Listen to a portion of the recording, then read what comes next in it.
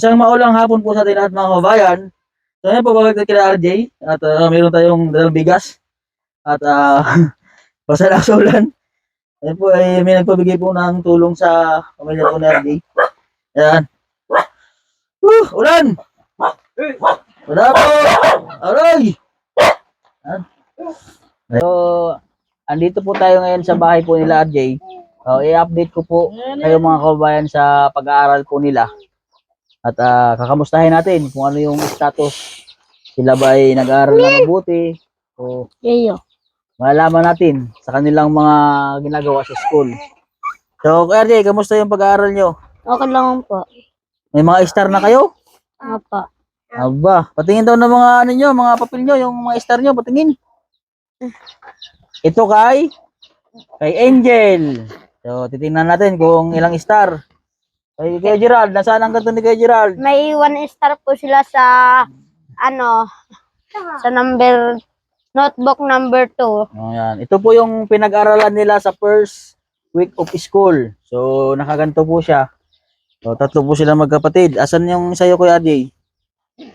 Check natin kung talagang sino ang pinakamagaling.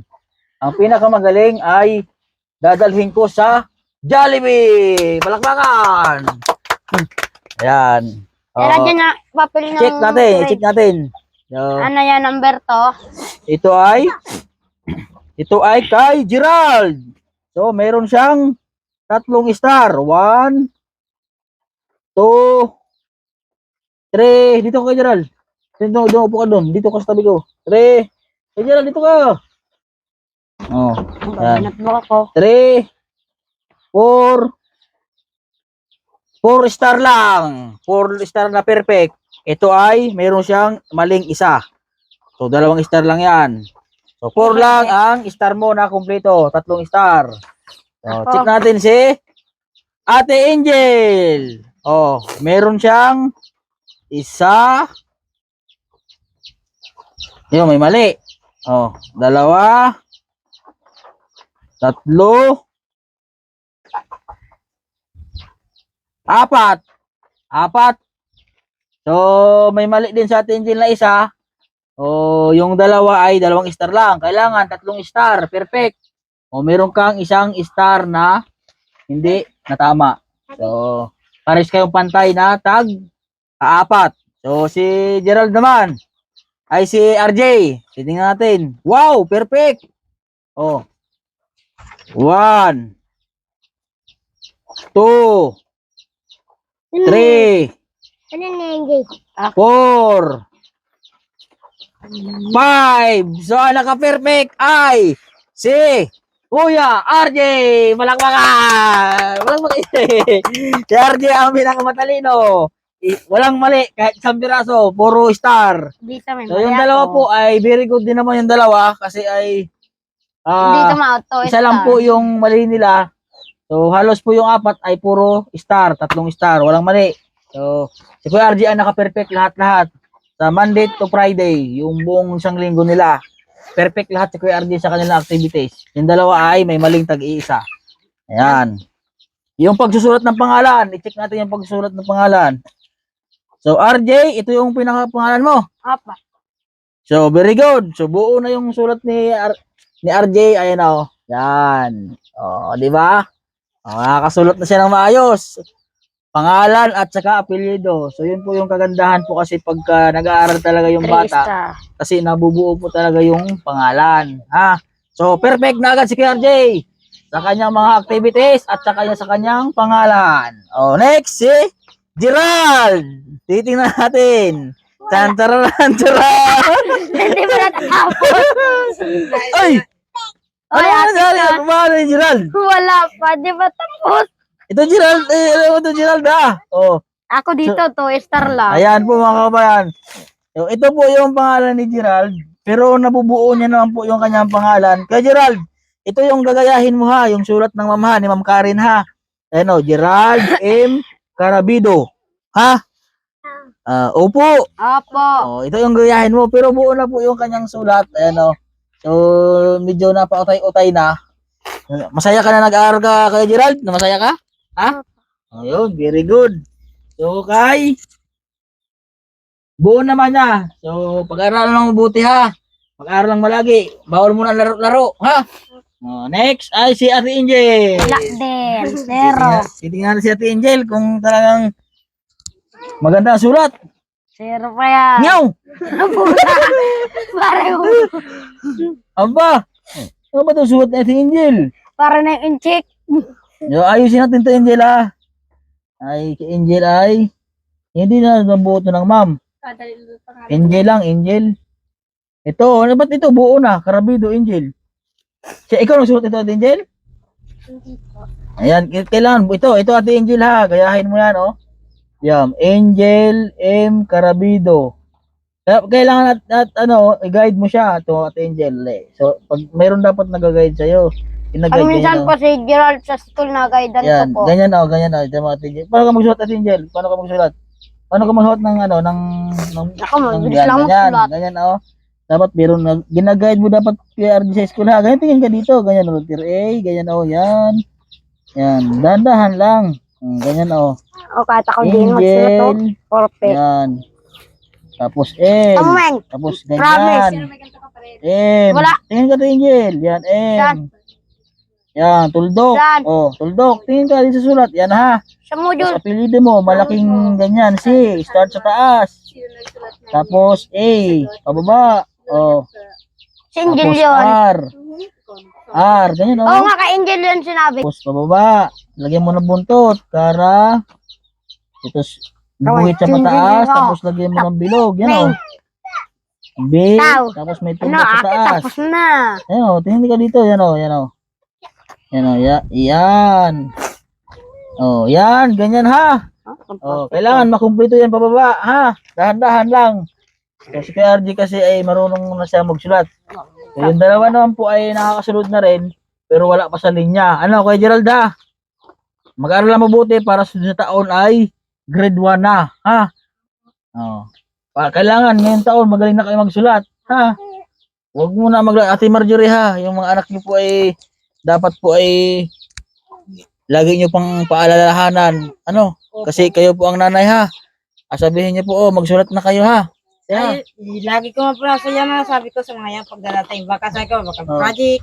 Opo. Yun ang nasabi ko dyan So, sa mga yan. kailangan bago maglaro, tapusin muna yung mga gawain sa school kung mayroong sulatin, ha? Katulad yan, dapat natapos na agad yung papel nyo, ha? Hanggang bukas na lang yung pasok nyo. So, yun po mga kabayan, kaya po tayo narito ay meron po nagpadala ng tulong. So, ito po ay galing po sa ating isang kababayan. Nagpadala po siya ng tulong para kay RJ. Maraming salamat po, sir, sa bigay niyo pong tulong. Isang sakong bigas po para po sa pamilya po ni RJ at kila nanay na sabi ni Sir Ate Marjorie ay so kailangan ang mga bata ay busog lagi tuwing pagpasok umaga, ano? So mahalaga po ay ang bigas, ano? So nagpabili po si Sir ng isang sakong bigas para laging may pagkain, ano? So Lagi naman po, pag naaga ko lagi ng gising, sabi ko, hala, RJ, katod kanina, gumising ka na magat na, kuwan ka, magsahin ka na. Magsahin ka na at mag-alusal bago pumasok. So ibig sabihin po, si RJ po yung nag-iintindi sa kanya mga kapatid. Pagpasok? Ako naman po panggising dyan ko nang minsan, di natulog sa madaling araw na. Nag-iniyak. Iyak. So, yun po mga kabayan ay RJ, ha, mag-aaral mabuti, ha. Apa. So, kabilin-bilin na ng mga sponsor nyo ay mag-aaral na mabuti. Ha? Apa. Kasi yan ay para naman sa inyo, hindi naman para sa amin. Apa. Ha? So, kamusta naman po yung baon nila, Ate Marjorie? Meron pa? Ha? Yan po. Naubos na agad? Ha? Ng dalawang padala ko dyan.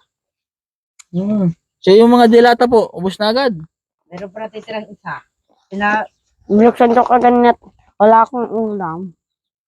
Kinain nyo kayo na. So, yun po mga kabayan. Ano po, Ate Marjorie, ha? Kailangan marunong kayo mag-budget, ha?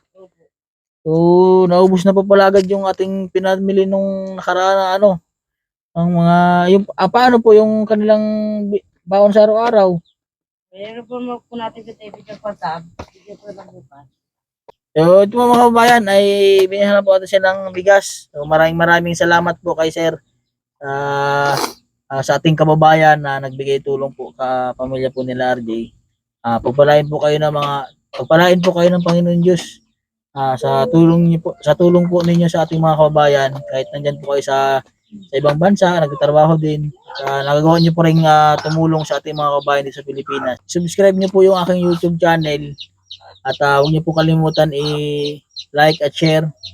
So, huwag niyo pong skip yung ads kasi yan po yung tulong niyo po sa aming mga charity vlogger kasi diyan din po kami kumukuha ng aming itutulong sa ating mga kabayan.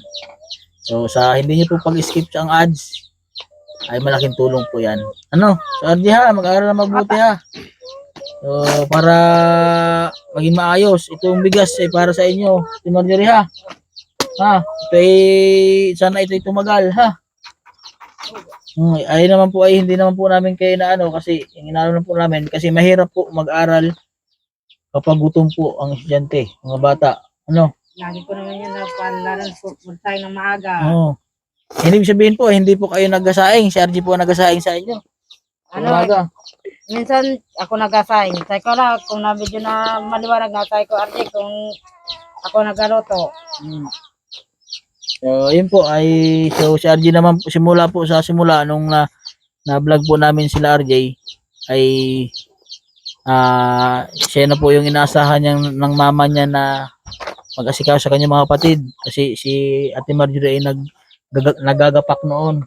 So, si RG po yung namamahala sa kanyang kapatid. So, nakilala po namin nila Idol Pugong Biyahero. So sa mga nagtatanong po pala ay si RG po ay na-vlog na po ni Idol bago po pumunta ng Davao. So na-vlog na po namin siya. Tapos yun nga po ay meron pong dating nagbigay ng tulong para kila RJ. So binigay po sa akin ni Sir Paul yun, ni Idol, at yun nga po, yun po yung pinantustos natin na maasikaso po yung lahat ng mga birth certificate nila magkakapatid. So yun, sakripisyo po sa kanilang mga pamilya. At ngayon po ay nakita naman po natin yung resulta po ng mga naitulong natin na sa kanilang mga sponsor, ng mga nagbigay ng tulong po.